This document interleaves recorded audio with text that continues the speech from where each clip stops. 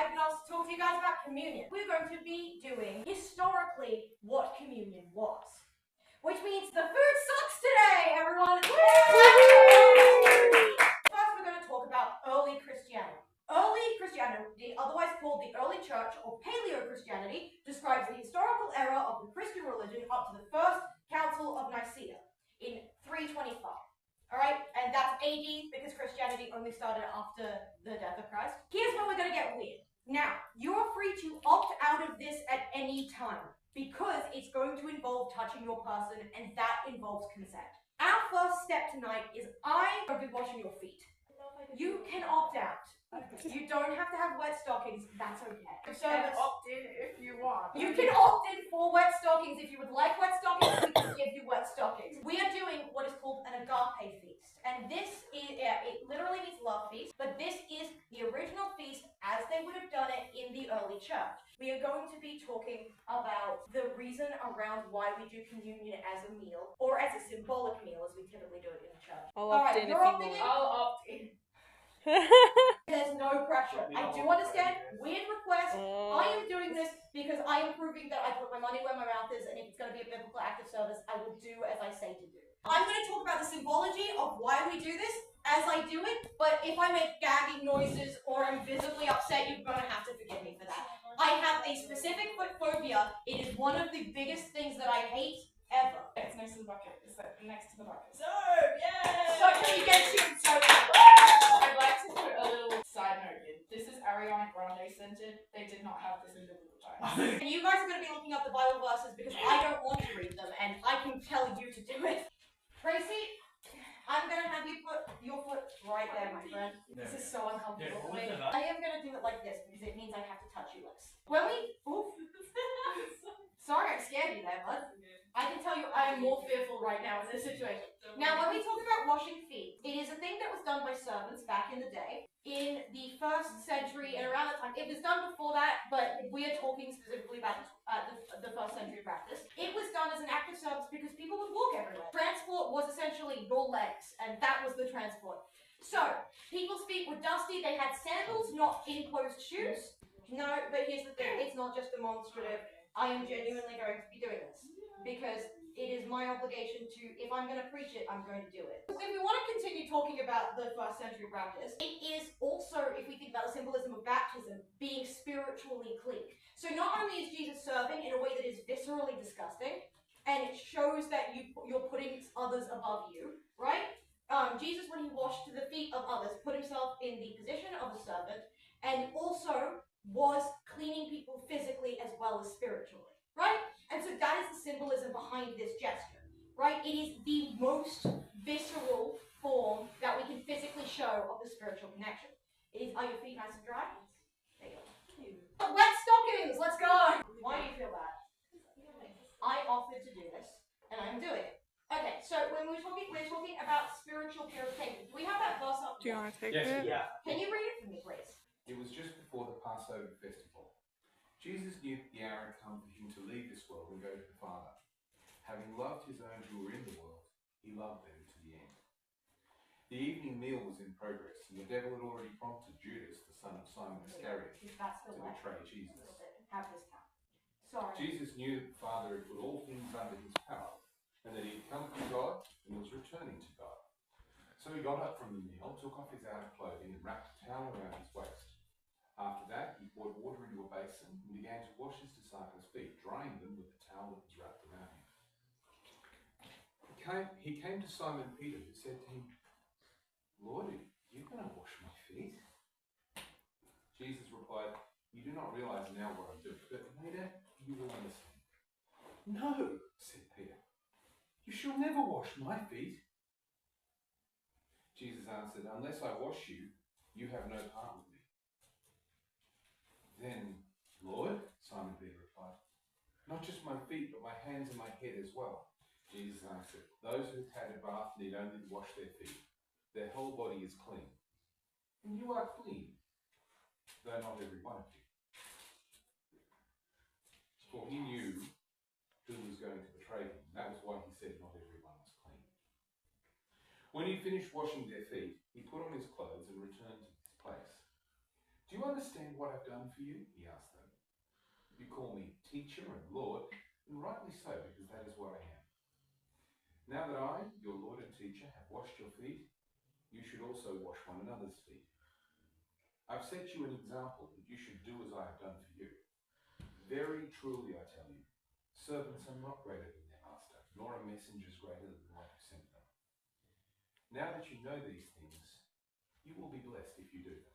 I'm now blessed, everyone. Can we cheer for that? But if I'm going to preach it to you, I'm going to do it myself. Please know that I will never tell you to do something that I would not do myself. You deal with the foot towel. I am so upset with everything that has just occurred. Your feet. That is a very niche ASMR video right there. And I make tons of money on it. This is from a scholarly article that is detailing the forms of gathering around when we have the Paleo-Christian period and how they developed. I can send it to you if you want it, but I'm guessing none of you do. Yeah, no, I do understand that. Having taken a bath prior to their arrival at their host house, took places on couches, as I've given to you, provided for them. Servants then washed their feet in basins for this specific purpose. Afterwards, guests reclined 3 to a couch, 1, 2, 3. This was definitely planned, and not just how you sat down. They normally rested on their left elbow. Can everyone get on their left elbow for me? For you guys, this is your left. This is your left elbow. Lean on your left elbow for me. You guys are reclined. I want you guys, you're not sitting at attention. So, knees together and literally recline like this. But I'm saying we're reclined, we're relaxed, okay? The right arm was left free for taking the food from the table. Let's put the food on the table. I'm putting it down, and I will tell you when to take the food. Okay. I will say, given we just talked about washing before we consume food. Yeah, but they don't. Okay, we can do this now, but I'm literally just presenting the food and putting it down. I'm gonna let you do that. I'm gonna pass this around while that happens. This is matzah from a recipe. I have a Bible verse for y'all. I've got wet feet and hands. Exodus 12:39. I got it. Okay. Bryce, thank you so much. Everyone give it a hand to Bryce. Thank you, Bryce. With the dough the Israelites had brought from Egypt, they baked loaves of unleavened bread. The dough was without yeast because they had been driven out of Egypt and did not have time to prepare food for themselves. And that's why this will suck for you. This is not tasty bread. I tried my best to do with the biblical recipe, but I will tell you what the biblical recipe is. It is 4 cups of white flour, but unbleached, unrefined.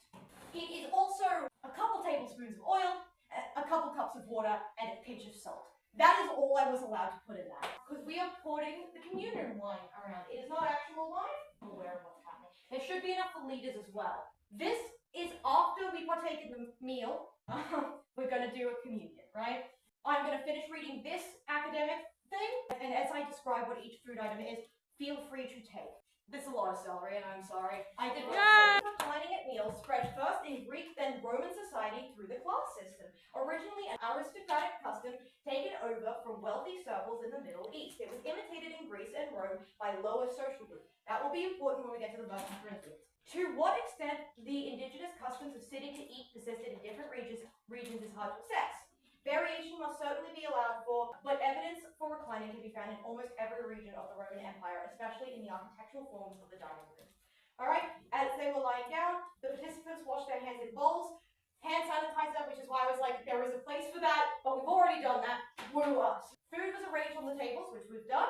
That is technically correct, you cannot fault me. So there we are. That's all I'm going to be reading from that. Now I'm going to go through what the food is. You're allowed to drink from the cups. We do have enough left over to pour for communion. Wonderful. I'd be disappointed, but to make that a better experience for you, I have 2 kinds of dip that I made myself. It's what I call the anti-autism dip, because it has more flavor than I would typically prefer. Homemade French onion dip. So it's better than the store-bought stuff. Hey. And it looks disgusting on the lid. You're free to dip the vegetables in anything, and the matzah in anything you like. A piece of matzah, and show you what the inside of this looks like, because unleavened means without yeast. Is it like bread that hasn't been given enough time to rise? Yeah. That is precisely what it It is. is literally unable to rise. It There is can't no rise. use. Yeah, that's the point, because they were escaping from slavery, they were running with what they could carry on hand. That was not yeast. Yeast was not on the menu. You're telling me you have sourdough starter in their supply Early Christians gathered in small private homes known as house churches. That's what it's called. I can't give you any fancier name than that. That's all I can find. Matthew 26:26. Don't get dip on the Bible, please. While they were eating, Jesus took bread, and when he had given thanks, he broke it and gave it to his disciples, saying, "Take and eat. This is my body." So this is why we have the matzah as we have it at the moment, because communion was just like a meal that Jesus in the middle of the meal went, all right, we're doing some symbolism right now, guys. All right, I'm about to die. Like, it was a shock to the disciples, okay? The disciples were like, whoa, man, what is happening? Because imagine if I was just sitting with you, right? If I just was like, all right, that piece of matzah, I'm going to break it, and that's going to be my bones. This is what happened. Like, it was startling. When we're doing this communion now, we should not be afraid of it like this symbol. It was using what they had at the time for during a community meal where the church was gathering as a community to do community things. It is not this big, scary, oh my goodness, I have to do the ritual, I have to put on my ritual hat and put on my ritual robes and think only pure thoughts. You should be doing it for the right reasons and doing it with good intentions. And I'll have verses about that soon. But it is not something to be afraid of. Can we get someone to read Acts 2:42-47? They devoted themselves to the apostles' teaching and to fellowship, to the breaking of bread and to prayer. Everyone was filled with awe at the many wonders and signs performed by the apostles. All the believers were together and had everything in common. They sold property and possessions to give to anyone who had need. Every day they continued to meet together in the temple courts. They broke bread in their homes and ate together with glad and sincere hearts, praising God and enjoying the favor of all the people. And the Lord added to their number daily those who were being saved. Yeah, it's good to give all of your possessions to the poor. That's not what we're going to be doing right this instant, because that's quite an ask to, like, come to youth group, we're going to sell all your stuff. But what I want people to be aware of is it's a community that enjoys being together, enjoys eating together, in a spiritual place together, without expectation. There is no, this is the formalized, formal of official business. This is a casual, essentially a lunch, right? And we use that opportunity, because we're all together, to pray and to talk about our faith. I want to get prayer points if anyone has them, and we're going to do it in the middle right now, because, and also, can I ask, for those at home, you can have your own prayer points now, but for the privacy of everyone here, I'm not going to permit that being filmed. Say hello to the sky. You're being filmed again. I'm being filmed again? Wonderful, get my good side. Agape, as we say, an agape feast. Now the thing is, some brethren communities call this a love feast, and I spare your dignity by finding a different word. Agape feast is also a way it's referred to. Agape means a sacrificial love. That is a service above self. For instance, washing feet despite having a foot phobia. I need now anger from you guys. Now we're going to talk about people who did not do an agape feast very well. And we're going to be, this is going to be Paul being angry for a bit. And I'm going to need someone to read this with the righteous passion of a 12-year-old on Tumblr.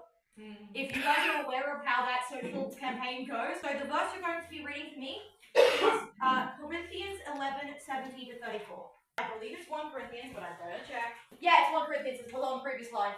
You are looking. Let's have you. In an angry voice. Yes, please. Please, I will love it. I will do something more stupid so you don't have to feel embarrassed directly after. I will match the stupidity of my action to yours, okay? In the following directions, I have no faith in you. For your meetings do more harm than good. In the first place, I hear that when you come together as a church, there are divisions among you, and to some extent, I believe it. No doubt there have to be differences among you to show which of you have God's approval. When you come together, it is not the Lord's Supper you eat, but as you eat, each of you goes ahead without waiting for anybody else. One remains hungry, another gets drunk. Don't you have homes to eat and drink in? Or do you despise the church of God and humiliate those who have nothing? What shall I say to you? Shall I praise you for this?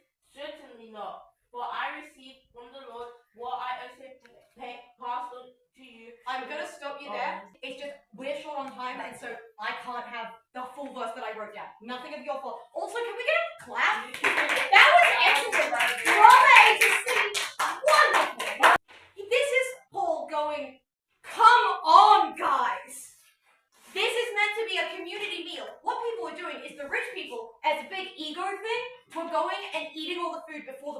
people who were actually hungry could eat it, right?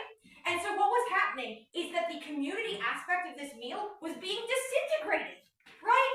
And so what we're seeing is Paul going, guys, the whole point of this is to create a meal of dignity for everyone in the group. If you are using this to overfeed your stuffed ego, then eat at home. You are not to eat in our group.